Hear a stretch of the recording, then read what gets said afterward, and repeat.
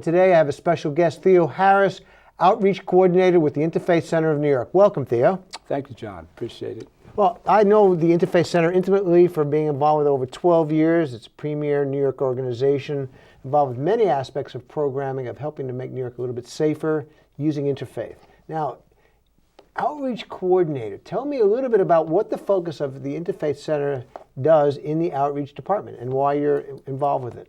The one major focus right now that we've been pursuing is trying to get network programs set up in different churches and mosques within the Harlem area. Okay. A network is a support group that with people coming home from prison, they have certain needs. Mm-hmm. You know, they have issues. They have anger issues, they have resentment issues, and a lot of times they need to talk about that. And who better to talk about it than among people who have been there? You know, okay. People like facilitators who have been there, who run the groups and can add that dimension to it. Because who wants to open up to a person who can't relate to where you're coming from? So what's it like from the perspective of somebody coming in? It gets set up, let's say, at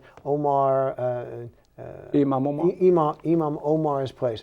How do they hear about it in the community? How does word get out to them, to the people that would attend? How do they know about it in the local community? Well, I'm actually the site coordinator. So that's your job. Yeah, okay. I go out and try to. I tell the pastors about it. I tell the congregations about it.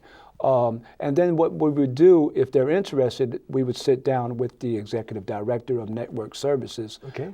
Ann Williams, and her facilitator, her lead facilitator, and they would work out the details. One of the things that I'm excited about is what's happening at the Harlem Community Justice Center. Okay, where is that located? That's on 121st Street, okay. between 3rd and Lexington Avenue. It's actually the court building, the Harlem Court. Okay. And this is where men and women who are returning to their communities in Harlem, they report to their parole officers. But the setup is so different than your traditional reporting area like 40th Street. It's not that intimidating presence. It's altogether different. Now, what we have in place is volunteers who have a welcoming presence. Okay. You know, we have a room set up in the back as they sit out there waiting for their parole, to see their parole officers. We have tables with coffee, tea, hot chocolate, donuts, cookies, juice. The volunteers, how does that work? You get volunteers, if they haven't been through the system or haven't been through that experience, well-meaning, good-hearted people, how do you make their presence a volunteer more than just, would you like another cup of coffee, ma'am or sir? Well, this is Harlem we're talking about. So, okay, you know, it's not pleasant, so whether they've been in the system themselves, they know someone or maybe someone in their family has been there. So that's I think that's their motivation for the most part. Okay.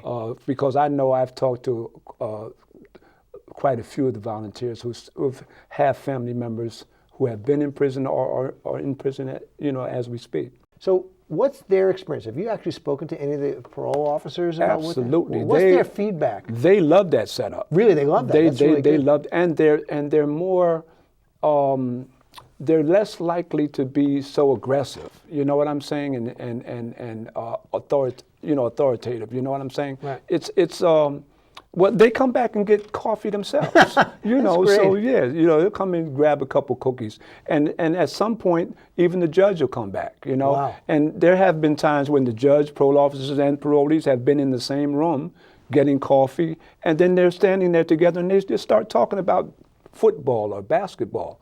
The dynamic is just amazing. A lot of people who come to their parole officer, all they want to do is just see the parole officer and get out of there. Yeah, of course. They don't want to talk. They don't want any conversation.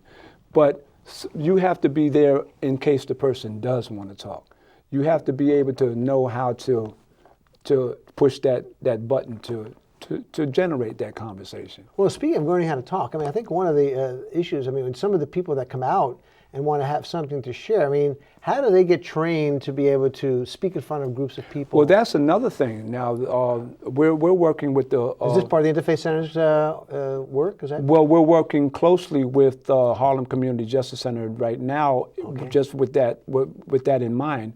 And one of the things that's coming out is called the Speakers Bureau. Okay. And the concept is to be able to take men and women who have been through that prison experience and give them a voice, but show them how to tell their story effectively. And I want to segue to how you came to this interest in your life, that this isn't just some academic thing, but you really understand this at a level that most of us never will. Well, I was in Sing Sing, not just in Sing Sing. I was in Sing Sing a couple of times, through the years, and that's another thing that I bring to this position, that experience. Do you think there's a way that we could help facilitate that process of telling their own story? Well, just like what we were talking about earlier, okay. There's the Speakers Bureau, which would involve training. So maybe some of that training could be used to help in that, just to help people get used to that. And now you just gave me an idea too, when we talked about incorporating more volunteers, maybe people who have specific skills, who can work with men and women, maybe people come from certain backgrounds who can volunteer to do just that. Go to your churches, synagogues, mosques, inquire, what kind of programs there are, because a lot of times I found in Westchester and in New York, there's a strong connection to chaplaincy, ministry in the prisons. There's an awful lot of things that could be done in the reentry side of things.